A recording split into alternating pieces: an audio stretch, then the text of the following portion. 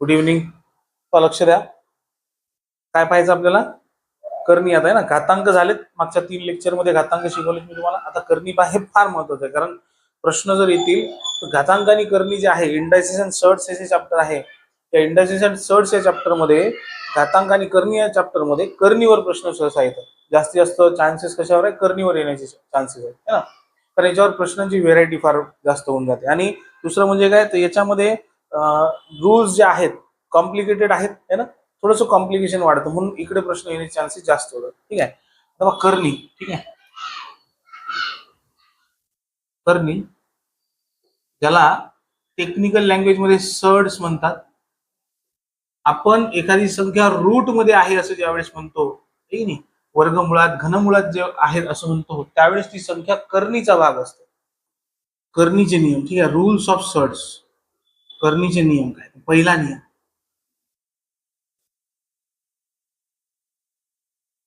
पहिला नियम, पहा, यम करणीमध्ये यक्स जर असेल, समजा यम करणीमध्ये एक्स असेल.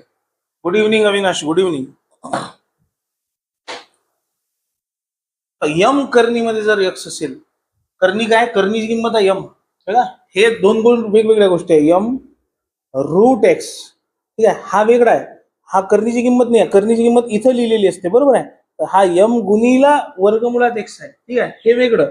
आणि यम रूट ऑफ एक्स म्हणजे यम करणीमध्ये एक्स आहे, यम या करणीमध्ये एक्स आहे. तर बघा, याचा अर्थ काय होतो? यमची किंमत काहीही असू शकते. यमची किंमत काहीही असू शकते. म्हणजे आपण म्हटलं की बा वर्गमुळात एक्स असेल, किंवा मग घनमुळात एक्स असेल, ठीक आहे, किंवा मग बा फोर्थ रूट मध्ये चौथ्या करणीमध्ये एक्स असेल, किंवा मग आपण म्हटलं की 10व्या करणीमध्ये एक्स आहे. ठीक आहे ना. तर ह्या काही किमती असू शकतात. या यमच्या किमती इथं काहीच नाही आहे, म्हणजे इथं काय 2 आहे वर्गमुळात, है ना, 2 आहे. म्हणजे हा यमच्या किमती इथं कुठे काही असू शकतात, 2, 3, 4, 10, है ना. मग आता काय होतं की याला वर्गमुळाच्या बाहेर, म्हणजे याला करणीच्या बाहेर जर काढायचं आहे, हा यक्स जर आहे करणीच्या बाहेर काढायचा आहे, कॅल्क्युलेशन करत असताना गरज पडली आपल्याला, मग करणीच्या बाहेर काढायचं आहे, तर मग आता हा करणीच्या बाहेर कसा निघतो तर लक्षात घ्या. यक्सचा घातांक हा घातांकीय स्वरूपात बाहेर निघेल. ही जी करणी आहे ही सोपी कशी होईल? घातांकीय स्वरूपात होईल. तर मग एक्सचा घातांक काय होतो? 1/m होतो. 1/m. हा m/1 असतोच ना. प्रत्येक संख्या जी आहे, हा 2 आहे तर 2 म्हणजे काय? 2/1 होतो. इथं 3 आहे तर 3 म्हणजे काय? 3/1 असतो. छेदात 1 असतोच. हा 4 म्हणजे काय? 4/1 असतो. किंवा तसं नाही म्हटलं तर बा एक्सचा घातांक 1 असतोच. प्रत्येक संख्येचा घातांक जर 1 असेल तर ती संख्या तशीच आहे. एक घातांक 1 लिहितो का आपण? नाही. आपण म्हटलं की बा 2. मग 2 म्हणजे काय? 2चा घातांक 1 आहे, त्याची किंमत 2 आहे. तर घातांक जर 1 असेल डोक्यावर, तो लिहित नाही आपण.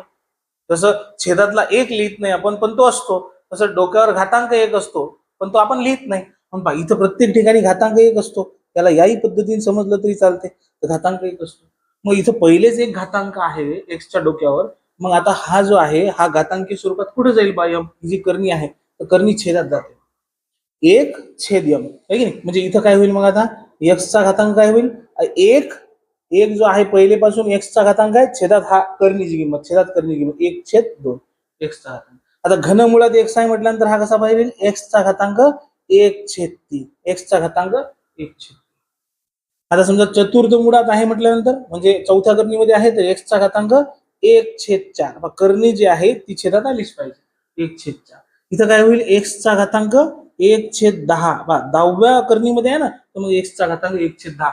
या पद्धतीने सिम्प्लिफाईड करतो आपण. पहिला नियम हा आहे की यम रूट ऑफ एक्स जर असेल, म्हणजे यम करणीमध्ये एक्स असेल, तर त्याचं सोपं स्वरूप आहे एक्सचा घातांक 1/m. एक्सचा घातांक 1/m आहे ना. यांना आपल्याला गणित सोडवण्यासाठी यांची गरज फार जास्त पडते. गणित सोडवायचं असेल तर आपल्याला याची गरज फार जास्त पडते.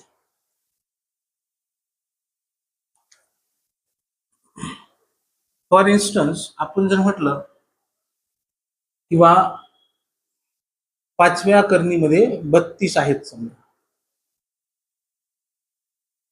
आता माहित असेल किंवा फिफ्थ रूट ऑफ 32, जसं की आपण म्हणतो बा वर्गमुळात 4 आहे समजा, किंवा वर्गमुळात 16 आहे, तर वर्गमुळात 16 म्हणजे काय? तर 16चं वर्गमूळ किती? 16चं वर्गमूळ किती म्हणजे आपण म्हणतो 16 हा कोणाचा वर्ग आहे, कारण या वर्गमुळाची जी करणी आहे त्याची किंमत 2 आहे. पण आपण विचार करतो 16 हा कोणाचा वर्ग आहे? 4चा. म्हणजे 16चं वर्गमूळ 4. 16 हा कोणाचा वर्ग आहे? 4चा. 16चं वर्गमूळ 4 असं म्हणतो ना आपण, असं म्हणतो ना आपण. मग हे काय होतं, हे याच नियमामुळे आपण 4 हा काढतो, कारण घातांक जर 1/2 असेल तर याचा अर्थ होतो की ते वर्गमूळ आहे. ठीक आहे. मग घातांक 1/2 असेल तर तुम्ही बघा या बाजूनी या बाजूकडे जाऊ शकता, इकडून इकडे जाता येते, इकडून इकडे जाता येते. वर्गमुळात एक्स म्हणजे काय, एक्सचा घातांक 1/2. म्हणजे जर कधी एक्सचा घातांक 1/2 आला तर त्याला तुम्ही म्हणाल वर्गमुळात एक्स आहे की नाही. हे बघा, हे वर्गमूळ आहे. एक्सचा घातांक 1/3 म्हणजे घनमुळात एक्स आहे, हा घनमुळ आहे की नाही, हे घनमुळ आहे की नाही. त्याला घनमुळ म्हणतो ना, घनमुळात एक्स. तर याचा अर्थ असतो एक्सचा घातांक 1/3. मग जर तुम्हाला कधी पाहायला मिळालं की एक्सचा घातांक 1/3 म्हणजे एखाद्या संख्येचा घातांक 1/3, तर तुम्ही काय समजायचं, त्या संख्येचं घनमूळ काढायचं आपल्याला. त्या संख्येचं काय काढायचं, घनमूळ काढायचं. एखाद्या संख्येचा तुम्ही घातांक पाहिला 1/2, तर तुम्ही काय समजायचं, किंवा त्या संख्येचं वर्गमूळ काढायचं आपल्याला. म्हणजे जर मी याला असं म्हटलं की बा 16 आहे, वर्गमुळात 16 आहे, मग मी लिहू शकतो 16चा घातांक 1/2. मग मी जेव्हा असं पाहिल वर्गमुळात 16 पाहिल्यानंतर मला कसं आठवतं की बा 16चं वर्गमूळ काढायचं आहे म्हणून, तसंच मला हे पण आठवलं पाहिजे की 16चा घातांक 1/2 आहे म्हणजे सुद्धा 16चं वर्गमूळ काढायचं आहे की नाही. 16चं वर्गमूळ, वर्गमुळात 16 म्हटल्यानंतर जसं आपल्याला समजतं की 16चं वर्गमूळ काढायचं आहे, वर्गमुळात 16 आहे म्हणून. तेव्हा हे पण लक्षात घ्या की जर अशा स्वरूपात आलं, कधी अशी रचना असेल, कधी अशी रचना असेल, रचना वेगवेगळी असू शकते पण किंमत बदलते का, नाही. तर 16चा घातांक 1/2 आला तरीही समजून घ्या की 16चं वर्गमूळच काढायचं आहे. 16चं वर्गमूळ किती होतं, 4. 16चं वर्गमूळ किती होतं, 4. आता हा छेदात 2 जो आहे, हाच तुम्हाला सांगतो की 16 कोणाचा तरी वर्ग आहे, 16 कोणाचा तरी वर्ग आहे. ठीक आहे. म्हणजे जर कधी असं झालं समजा किंवा घनमुळात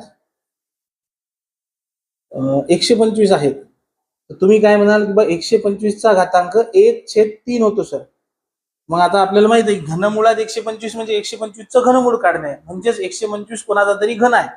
पण म्हटलं 25चा घन आहे, 5चा घन आहे, सॉरी 5चा घन आहे. मग हे पाहिल्यानंतरही लक्षात घ्या 125चा घातांक 1/3 म्हणजे सुद्धा 125चं घनमूळच काढणे होतं. मग ते किती आहे, 5 आहे. तर दोन्ही गोष्टीचा अर्थ एकच आहे, याचाही आणि याचाही. इथेही हा अर्थ समानच आहे दोघांचा, बरोबर आहे. नेहमी आता लक्षात घ्या की ह्या दोन गोष्टी तुम्हाला सातत्याने पाहायला मिळतील. घातांक 1/2 म्हणजे वर्गमूळ काढणे, घातांक 1/3 असेल म्हणजे घनमूळ काढणे. ठीक आहे. आता 5व्या करणीमध्ये 32 आहे, म्हणजे याचा अर्थ होतो 32चा घातांक 1/5. छेदातला 5 काय सांगतो, घातांक जर अपूर्णांकात असेल तर छेदातला घातांक जो आहे, छेदातली जी संख्या आहे त्या अपूर्णांकाची ही सांगते आपल्याला की दिलेली संख्या जी आहे ती कोणाचा तरी 5वा घात आहे. दिलेली संख्या काय, ही 32 जी आहे ही कोणाचा तरी 5वा घात आहे. कारण आपला जो घातांक आहे तो अपूर्णांकात, त्या अपूर्णांकाचा छेद आहे 5, म्हणजे 32 कोणाचा तरी 5वा घात आहे असं त्याचं म्हणणं आहे. 32 कोणाचा तरी 5वा घात आहे. 32 कोणाचा 5वा घात आहे बा, तर 32 हा 2चा 5वा घात आहे, म्हणून 32ची 5वी करणी किती येईल, किंवा 32ला 5व्या करणीतून बाहेर काढायचं असेल तर आपल्याकडे येईल 2. 2चा घातांक 5 म्हणजे काय होतो, 32. 2चा घातांक 5 म्हणजे काय होतं, 32. आता आपण याला असं लिहू शकतो, 32ला मी बदलून लिहिलं तर 32ला म्हणली तर 2चा घातांक 5 आणि मग हे होतं कंसाचा घातांक 1/5. घातांकाच्या नियमामध्ये आपण पाहिलं कंसाच्या आतील बाहेरील घातांकाचा काय होतो, गुणाकार होतो. मग आपण म्हटलं की बा हे झालं सरस 2चा घातांक 5 गुणिले 1/5, म्हणजे 5ले 5 कटले, 2चा घातांक 1 म्हणजे किती आले सर, 2 आले, शेवटी 2 है ना. म्हणून हे लक्षात घ्या की हा नियम संख्या करणीच्या बाहेर कशी काढायची हे सांगतो आपल्याला, आहे की नाही. आतील संख्या हा कोणाचा कितवा घातांक आहे हे सांगण्याचं काम हा नियम करतो. समजलं का अविनाश, पहिला नियम.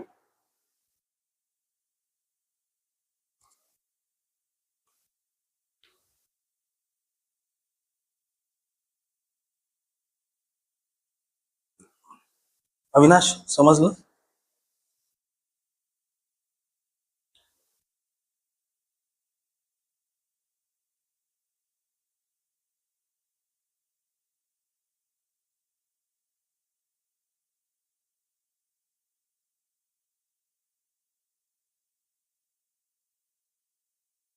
है ना. चलो, लिहिलं असेल तुम्ही. दुसऱ्या नियमाकडे जाऊ आपण. करणीचे नियम फार महत्वाचे आहेत बरं, कारण याच्यावर प्रश्न भरपूर येतील. आपल्याला 2-2, 3-3 लेक्चर लागतील पाहण्याचे करणीचे, कारण एक्झाम्पलच तसे आहेत. आणि मग आपण देतोय रेल्वे, मग आपल्याला सगळेच प्रश्न जे आहेत त्यांना अभ्यासावं लागेल करणीमधले. आता दुसरा नियम आहे करणीचा, तो म्हणते mth root of X Y. X Y म्हणजे काय? म्हणजे याचा अर्थ होतो की भाई असं आहे की mth रूट ऑफ एक्स गुणीला वाय. एक्स वाय म्हणजे एक्स गुणीला वाय, ठीक आहे. दोघांच्या दरम्यान चिन्ह नाही म्हणजे गुणाकाराचं. मग आता याला कसं करता येईल? याला सोपं करता येते.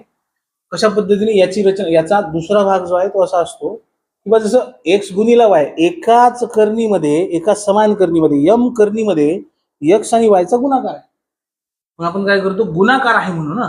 बघा हे नियम बेरीज आणि वजाबाकी लागू होत नाही, गुणाकार भागाकारासाठी हे होतात. तर आपण इथं असं करू शकतो की बा यम करणीमध्ये एक्स गुणीला यम करणीमध्ये वाय, ठीक आहे. याला वेगवेगळे लिहू शकतो आपण. हे कधी आपल्याला दिलेला जो प्रश्न आहे त्या प्रश्नाची जशी आवश्यकता आहे त्या प्रश्नाच्या आवश्यकतेनुसार आपल्याला लिहायचा आहे. कधी प्रश्न असा असेल है ना, आणि तो असा असताना सोडवला जात नसेल तर त्याला पलटून इकडे लिहिता आलं पाहिजे आपल्याला, कारण ह्या दोन्ही गोष्टी समान आहेत. म्हणजे अशा स्वरूपात दिलेला प्रश्न आहे आणि तो आपल्याला सोडवता येत नाही आहे कारण ते वेगवेगळे आहेत आणि ते करणीच्या बाहेर निघत नाही. मग काय करायचं? मग तर मग सरळ सरळ आहे त्यांना या स्वरूपात बदलायचं आणि मग उत्तर काढायचं. कधी या ठिकाणी असताना आपल्याला उत्तर काढता येत नसेल तर त्याला आपल्याला वेगवेगळं करून कॅल्क्युलेट करावं लागेल. पण दोन्ही प्रकार जे आहेत त्या दोन्ही प्रकारची उदाहरणं जे आहेत ते मी तुम्हाला सांगतो. एकदम छोटे छोटे उदाहरणं घेऊ, समजेल आपल्याला, ठीक आहे. तर पहिल्या प्रकारात इकडून इकडे जात असताना काय होईल आपण बघू. इकडून इकडे जात असताना, ठीक आहे. तर इथं बघा पहिल्या प्रकारात मग आपल्याकडे ही रचना दिली आहे किंवा आपल्याला म्हटलं घनमुळात 2 गुणीला घनमुळात 4. पहा एकदम सोपा प्रश्न आहे.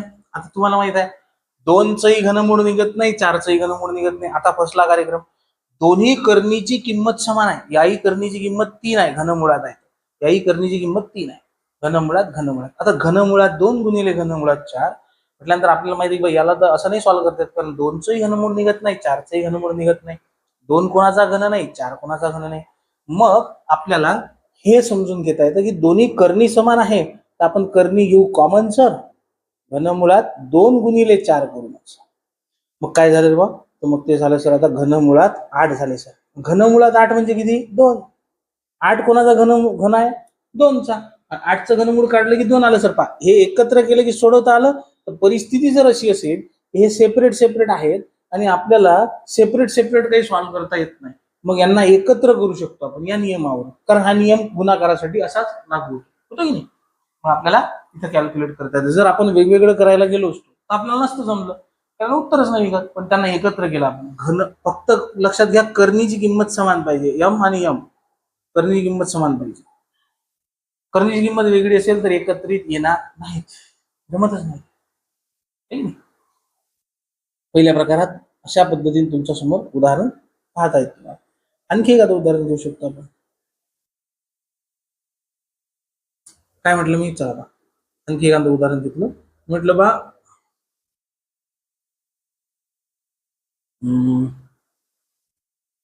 समजा चौथ्या कर चतुर्थ करणे.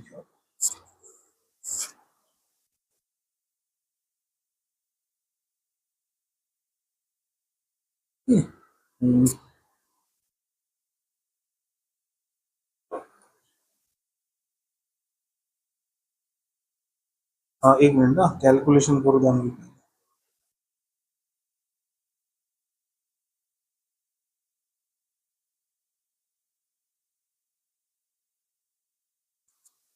4th root of 8 into 4th root of 32. चतुर्थ गणित 8 आहे, चतुर्थ गणित 32 आहे. मग आता काय झालं?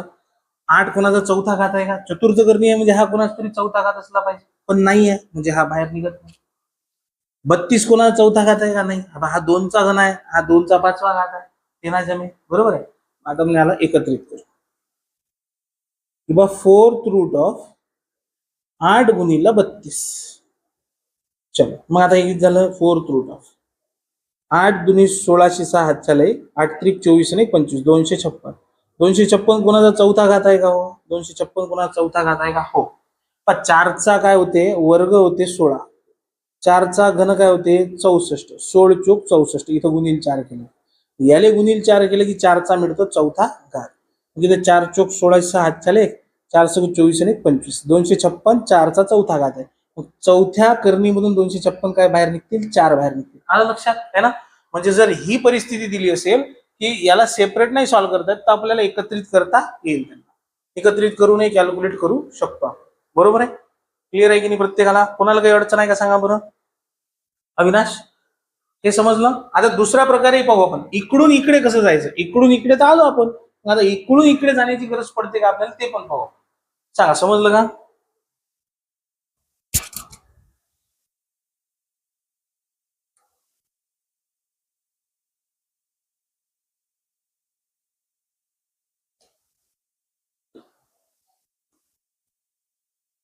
हम्म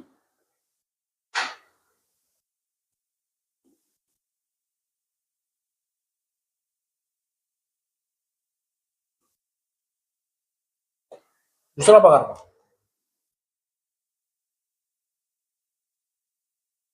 बघा.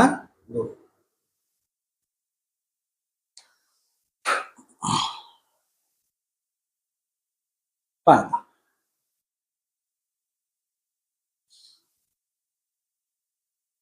काय करता येईल आपल्याला. हे बाबा,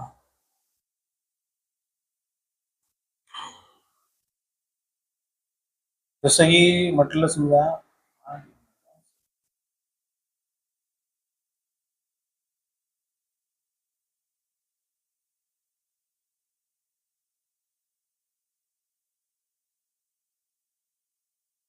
मी म्हटलं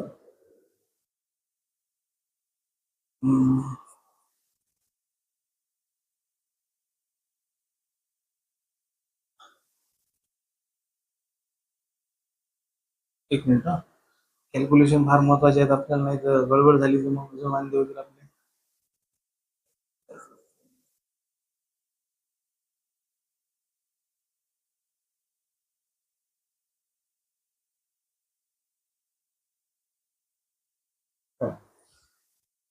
आपण म्हटलं की बा वर्गमुळात आपल्याकडे आहेत समजा वर्गमुळात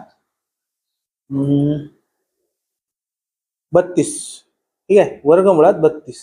आता बघ काय होतं, 32चं काही वर्गमूळ निघत नाही, 32चं काही वर्गमूळ निघत नाही.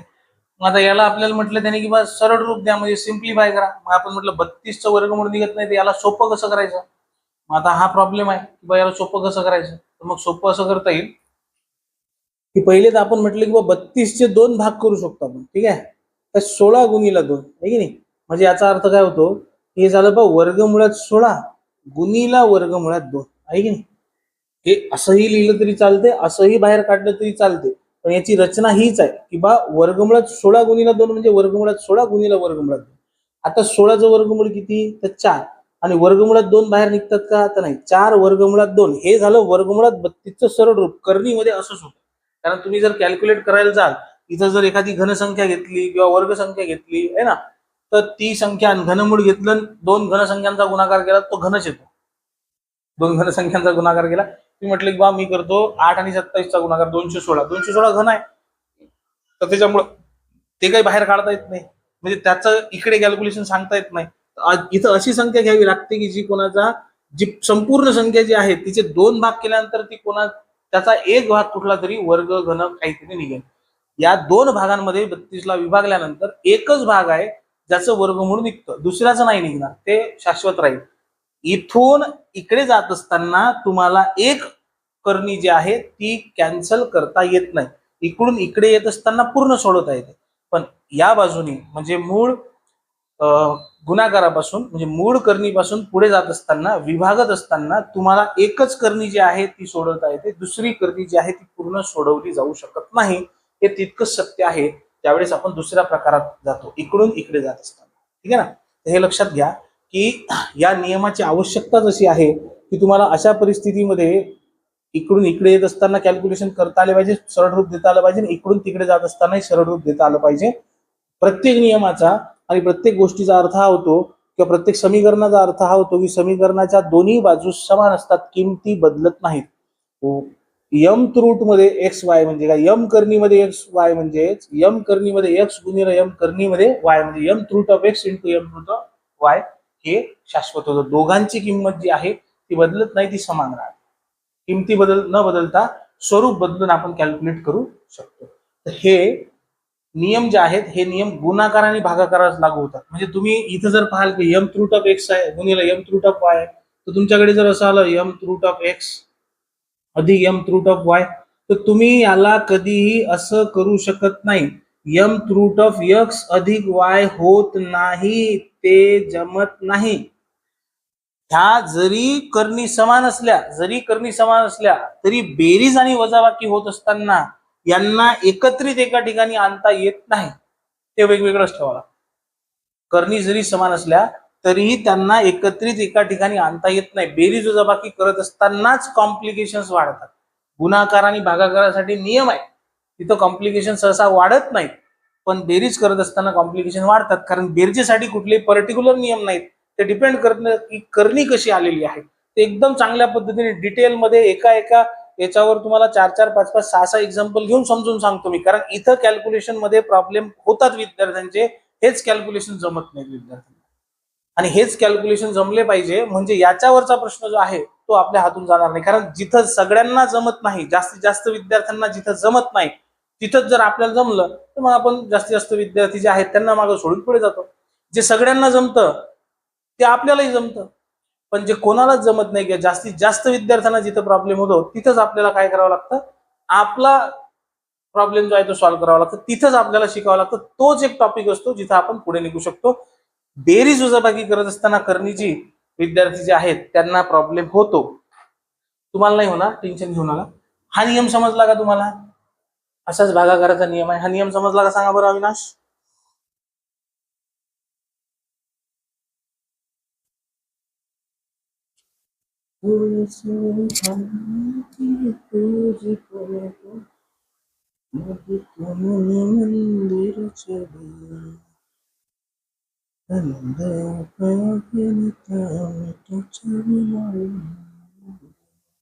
समजलं? चलो, तिसरा नियम भागाकाराचा आहे.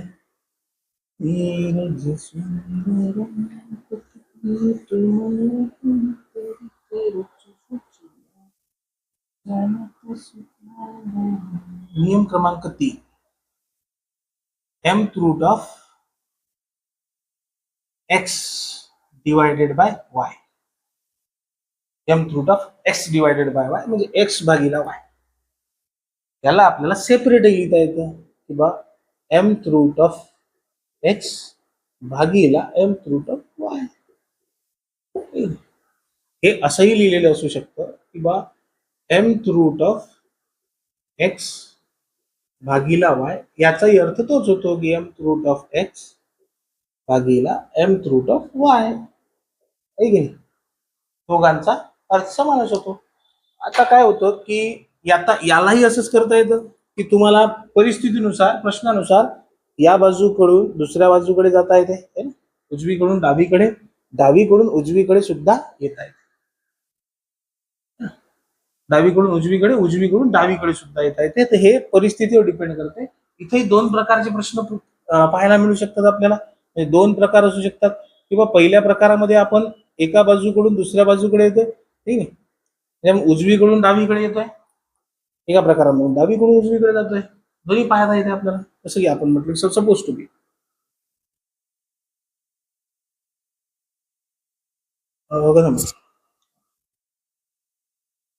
घनमुळात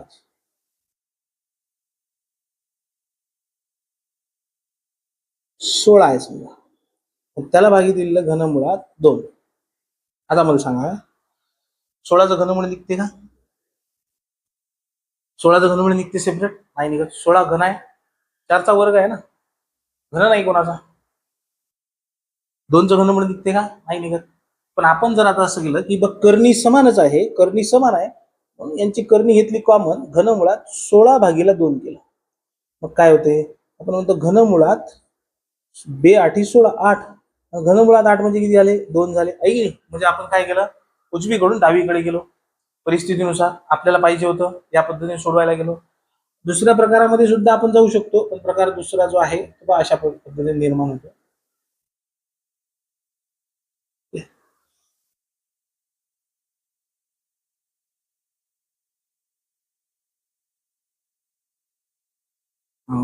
त्याला आपल्याला काय म्हणता येईल,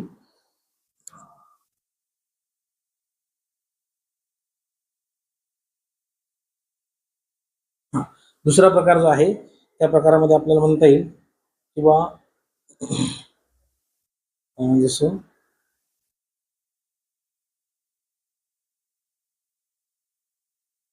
fourth root of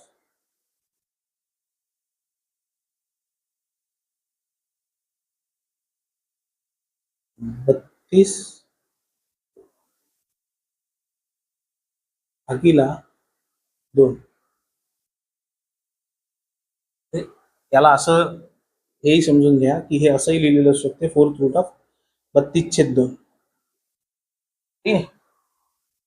fourth root of 32/2 म्हणजे fourth root of 32/2, fourth root of 32/2. चौथ्या करणीमध्ये 32/2 ते चौथ्या करणीमध्ये 32/2. आता मला सांगा, भागाकार करतोय आपण, एका वेळेस काढू शकतो आपण त्यांना. 32 हा कोणाचा चौथा घातांक आहे? कोणाचाच नाही. 2 हा कोणाचा चौथा घातांक आहे? कोणाचाच नाही. इथेही पाहतेस 32 कोणाचा चौथा घातांक नाही, 2 कोणाचा चौथा घातांक नाही. याला जर असं पाहिलं, समजा की बा मी म्हटलं चौथ्या करणीमध्ये 32 सॉरी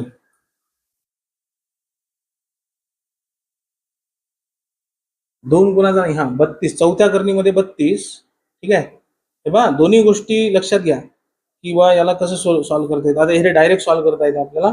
32/2 म्हणजे फोर्थ रूट ऑफ 16 जो आहे तो 2 चौथा घात. इथं आपल्याला कॅल्क्युलेशन करत असताना डायरेक्ट करता येतं कॅल्क्युलेशन. ठीक आहे. कॅल्क्युलेशन करत असताना डायरेक्ट कॅल्क्युलेशन करता येतं. सेपरेट करून घेतलं तर मग आपल्याला कॅल्क्युलेट करता येणार नाही. सेपरेट नाही करता येणार याला. हे हा प्रकार जो आहे आपण याला असं म्हणू, हा प्रकार पहिल्याच याच्यात आहे. ठीक आहे. हा प्रकार तिकडे नाही जात, सेपरेट नाही करता येत आपल्याला. हा प्रकार जो आहे तो इथल्या इथंच आहे. हा प्रकार काय इथल्या इथंच आहे किंवा 32/2. तर 32 ला वेगळे काढता येत नाही, 2 ला वेगळं काढता येत नाही. 32/2 16 जर केले तर चौथ्या करणीमधून 16 बाहेर निघतात, कारण 16 हा 2चा चौथा घात आहे. 16 कोणा 2चा चौथा घात आहे. डायरेक्ट सॉल्व्ह करता येतं. ठीक आहे. तर ही परिस्थिती अशी आहे की बा हे दोन्ही उदाहरणं समजा आपले एकाच परिस्थिती आहे, इकडून इकडे जात असताना, म्हणजे उजवीकडून डावीकडे जात असताना. ठीक आहे. दुसऱ्या प्रकारात आपण, हा पहिलाच प्रकार आहे, पहिल्याच प्रकारात आहे, डायरेक्टही सोडवता येतं आपल्याला. ठीक आहे. आणि असंही कॅल्क्युलेट करता येतं. क्लिअर आहे का? दुसऱ्या प्रकारात जाऊ आपण.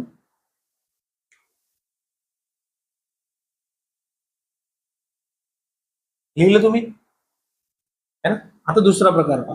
दुसऱ्या प्रकारामध्ये तेच की जे आपण गुणाकाराच्या प्रकारामध्ये पाहिलं, ते गुणाकाराच्या प्रकारामध्ये जसं आपण म्हटलं की बा आपल्याला जर डावीकडून उजवीकडे जायचं आहे तर दोन्ही करणी कॅल्क्युलेट होणार नाहीत. दोन्ही करणी ज्या आहेत त्या कॅल्क्युलेट होणार नाही. म्हणजे प्रकार दुसरा जो आहे तो याच प्रकारामध्ये कॉम्प्लिकेशन निर्माण करतो की बा आपल्याला दोन्ही करणी ज्या आहेत त्यातून बाहेर जाता येणार. जसं की मी म्हटलं की बा फिफ्थ रूट ऑफ 32/2. ठीक आहे. Fifth root of 32/2. आता जर मी म्हटलं की बा पाचव्या मुळात, पाचव्या करणीमध्ये 32/2 आहे, समजा हेच घेतले 32/2 पुन्हा, पण हे पाचव्या मुळात घेतलं. आता प्रॉब्लेम काय होतो माहित आहे का? प्रॉब्लेम हा होतो की बा 32/2 जर केले, समजा इथं भागाकार जर केला तर फिफ्थ रूट ऑफ 16, तर 16 कोणाचाच पाचवा घात नाही, तर हे इथल्या इथंच थांबून जातं. 16 कोणाचाच पाचवा घात नाही, तर हे असंच थांबून जातं. पण जर मी थोडंसं काय केलं की यांना वेगळं केलं, म्हणजे या डावीकडून उजवीकडे गेलो, मी म्हटलं की बा करणी समानच आहे नाही, तर करणी 32 पाचव्या करणीमध्ये, पाचव्या करणीमध्ये 32 भागिला पाचव्या करणीमध्ये 2 असं जर घेतलं तर 32 ला मला सॉल्व्ह करता येतं. 32 जी आहे ती पाचव्या करणीच्या बाहेर काढता येते, कारण 32 पाचवा घात आहे कोणाचा? 2चा. म्हणजे 2 पाचव्या करणीमध्ये 2 हे असं म्हणता येतं. याला असं सिम्प्लिफाईड करता येतं. ठीक आहे.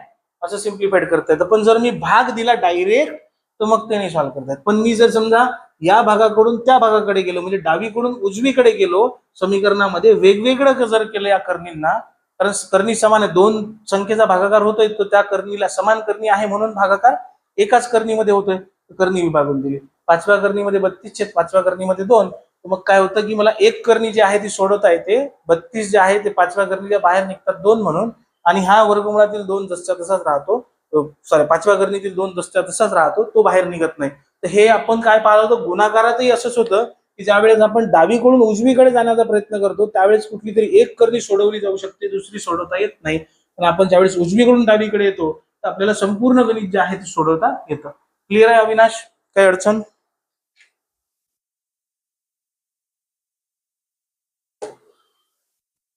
सांगा पटपट, काही अडचण आहे का?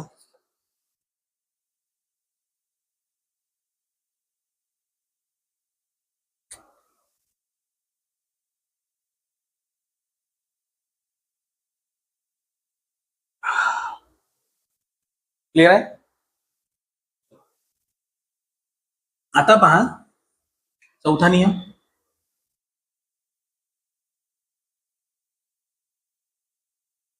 नाही ना? आता बघ चौथा नियम काय. चौथ्या नियमात आहे की कर्णी यम आहे, ठीक आहे, आणि कंसाचा घातांक यम आहे. पहा लक्षात घ्या आता काय होईल. जर कर्णी यम आहे आणि कंसाचा घातांक यम आहे, म्हणजे कर्णीची किंमत आणि कंसाचा घातांक दोन्ही समान आहेत, तर काय होतं की हा कंसाचा घातांक आणि कर्णी जी आहे ती कर्णी कॅन्सल होऊन जाते, फक्त एक्स बाहेर निघतो. फक्त काय निघतो? एक्स बाहेर. कर्णीची किंमत आणि कंसाचा घातांक समान असतील तर काय होईल? फक्त एक्स बाहेर निघेल, संख्या बाहेर निघेल, ही कर्णी रद्द होऊन जाते. का होते? तसंही करायचं. यक्स येतो की नाही? आता भाग कसा येतो. काय होतं, आपण काय म्हणतो कंसात यम कर्णी म्हणजे काय. आपण पहिला नियम पाहिला की यम कंसा कर्णीमध्ये यक्स म्हटल्यानंतर काय आपण म्हणतो, यक्सचा घातांक काय होतो? 1/m होतो, आहे की नाही? यक्सचा घातांक 1/m होतो. मग आपण तेच म्हटले की यक्सचा घातांक 1/m झाला आणि कंसाचा घातांक यम आहे, बरोबर आहे. मग होतं काय, आपण म्हणतो की घातांकाच्या नियमानुसार कंसाच्या आतील आणि बाहेरील घातांकाचा काय होतो? गुणाकार होतो. यक्सचा घातांक 1/m गुणिला यम.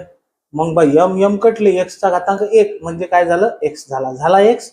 म्हणून कर्णीची किंमत आणि कंसाचा घातांक जर समान असेल, कर्णीची किंमत आणि कंसाचा घातांक जर समान असेल तर मग काय होतं? तुमचा एक्स बाहेर निघतो. कर्णीची किंमत आणि कंसाचा घातांक समान असेल तर एक्स बाहेर निघतो, ठीक आहे, फक्त एक्स बाहेर निघतो. हेच कधी होतं? हेच चौथाच नियम. चौथ्या नियमामध्ये आणखी एक रचना, कर्णीची किंमत आणि आतील संख्येचा घातांक समान असेल तरीही एक्सच बाहेर निघतो. हे बघा, ह्या दोन्ही रचना समानच आहे, समान पद्धतीनेच कार्य करतात. कर्णीची किंमत कंसाचा घातांक समान असेल तर एक्स बाहेर निघतो, आणि कर्णीची किंमत आणि कर्णीच्या आतील संख्येचा घातांक, आता कंसाचा नाही संख्येचा घातांक समान असेल तर एक्स बाहेर निघतो. कसं होतं? आपण काय म्हणतो, एक्सचा घातांक हा 1 होता म्हणून आपण 1/m घेतला, इथं 1 होता ना म्हणून आपण 1/m घेतला. आता इथं यम आहे म्हणून आपण काय म्हणतो, हा यम छेदाला हा यम. मग मला सांगा, यम भागीला यम किती होतील? 1. म्हणजे काय निघाला बाहेर? एक्स निघाला बाहेर ना. आपण म्हणतो ना 2/2 किती होतात? 1चा भाग जातो ना, 2/2 1 झाले, 5/5 1 झाले, आहे की नाही? तर अंशात आणि सतत समान संख्या असेल तर भागाकार काय होतो? 1 होतो. इथंही तेच झालं. अरे एक्सचा घातांक यम छेदात कर्णीची किंमत यम, यम छेद यम 1, एक्स बरोबर एक्सचा घातांक 1 बरोबर किती? एक्स. ह्या दोन्ही रचना अशा आहेत की ज्या दोन्ही रचना जर असतील, दोन्ही प्रकारच्या रचना असतील, सरळ सरळ संख्या बाहेर काढायची. सरळ सरळ काय करायची? संख्या बाहेर काढायची. फॉर एक्झाम्पल आपल्याला जर म्हटलं की बा 4th रूट ऑफ 36, चौथ्या कर्णीमध्ये 36 आणि कंसाचा घातांक 4 आहे. हे लक्षात ठेवावंच लागेल, असं नाही की फक्त एवढं लक्षात ठेवा, नाही, हे लक्षात ठेवावं लागेल की हे आलं कसं इथपर्यंत, हे पण लक्षात ठेवा. त्याचं कारण सांगतो दुसऱ्या एक्झाम्पल. मग काय होईल? चौथा घातांक आहे, चौथं रूट आहे, कॅन्सल झाला, 36 बाहेर आला. कर्णीची किंमत आणि कंसाचा घातांक समान असेल तर संख्या बाहेर येते. हेच जर असं जरी असतं की बा 4th रूट ऑफ 36 आणि 36चा घातांकही 4 आहे तरी 36 बाहेर आले असते, कारण कर्णीची किंमत आणि आतील संख्येचा घातांक समान आहे, 36 बाहेर असते. पण हे लक्षात का ठेवायचं? त्याचं कारण आहे, हे पहा लक्षात घ्या. मी म्हटलं की बा 4th रूट ऑफ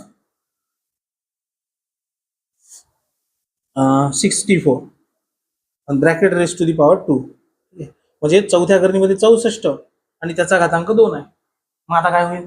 तुम्ही म्हणाल का सर आता हे तर झालं लेखाचं असं नाही झालंय की करणीची किंमत आणि कंसाचा घातांक समान आहे, मग याला कसं सोडू? तर मग हे सोडवता आलं पाहिजे, आहे की नाही? मग 64 चा घातांक काय होईल? करणीची किंमत 4 आहे, 64 या डोक्यावर 1 आहे, 1/4 आणि कंसाचा घातांक झाला सर 2. म्हणजे सर असं होते की 64 चा घातांक 1/4 गुणीला 2 कंसाच्या आतील बाहेरील घातांकाचा गुणाकार.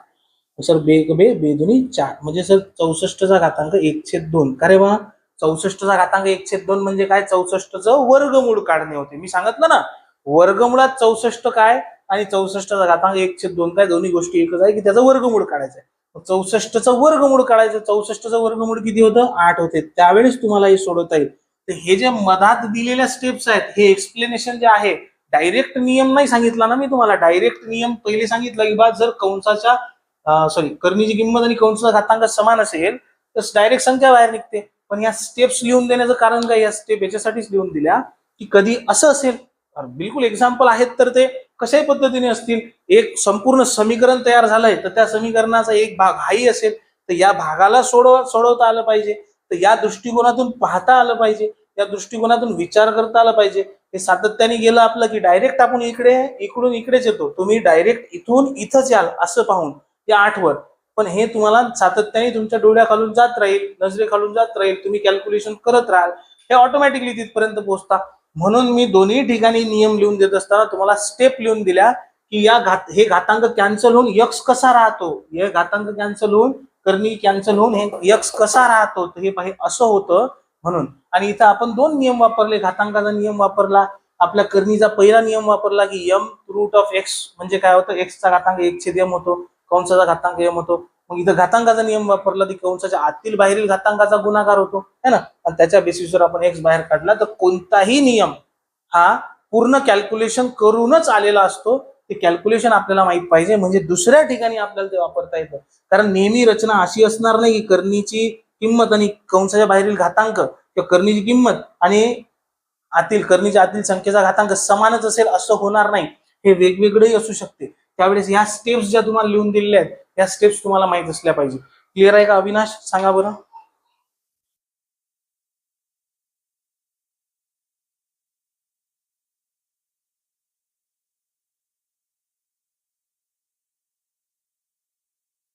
अविनाश क्लिअर आहे?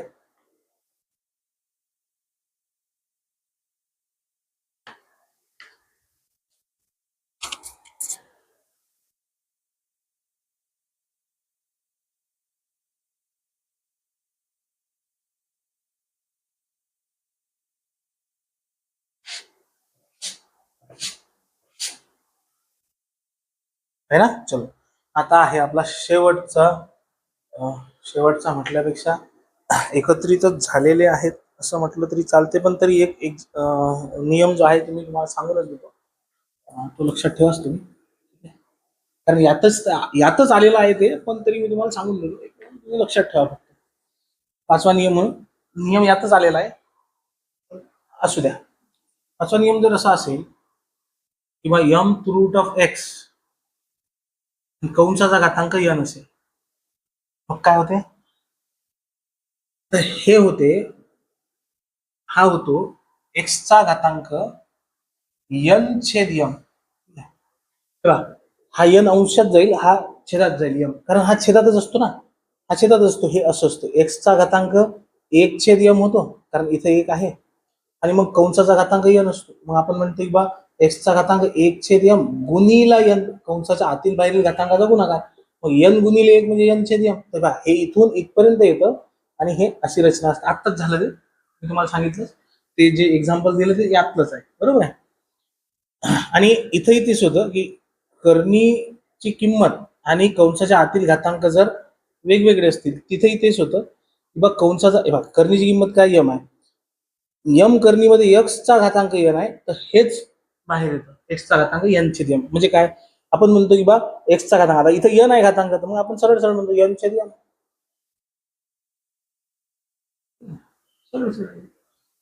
एक्सचा घातांक n आणि छेदात m, n/m. क्लिअर आहे की नाही? हा. तर हा नियम आहे, तुम्हाला एक एक्झाम्पल मी त्याच्यावर दिलेलंच आहे. हा शेवटचा नियम होता आपला करणीचा. आता आपल्याला काय करायचे, याच्यावरचे एक्झाम्पल घ्यायचे. तर हे उद्याच्या लेक्चरला आपण एक्झाम्पल घेऊ. फार महत्वाचं आहे, 2 लेक्चर कमीत कमी एक्झाम्पल साठी लागतील. उद्या मी तुम्हाला या करणीच्या नियमांचा वापर करून कॅल्क्युलेशन कसे करायचे ते सांगून देतो. आणि मग परवाचं जे लेक्चर आहे ते फार महत्वाचं, वजाबाकी आणि बेरीज कशी करायची करणीची, फक्त त्याच्यावर फोकस करणार आहे आपण. फक्त वजाबाकी आणि बेरीज, कारण ते जास्त डिफिकल्ट आहे.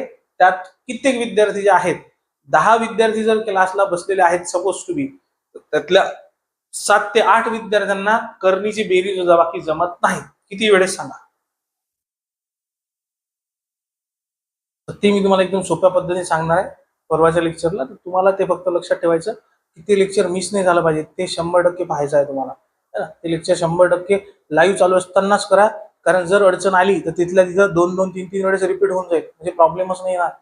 उद्याचं लेक्चर जे आहे ते सिंपल आहे, कारण या करणीच्या नियमांवर आधारित आहे. परवाचं लेक्चर फार महत्वाचं आहे, कारण ते करणीच्या नियमाच्या बाहेर जातं, है ना. त्याचे वेगळे नियम आहेत पण ते बाहेर जातं. हे नियम 5 जे शिकले तुम्ही या नियमामध्ये बसत. क्लिअर आहे अविनाश?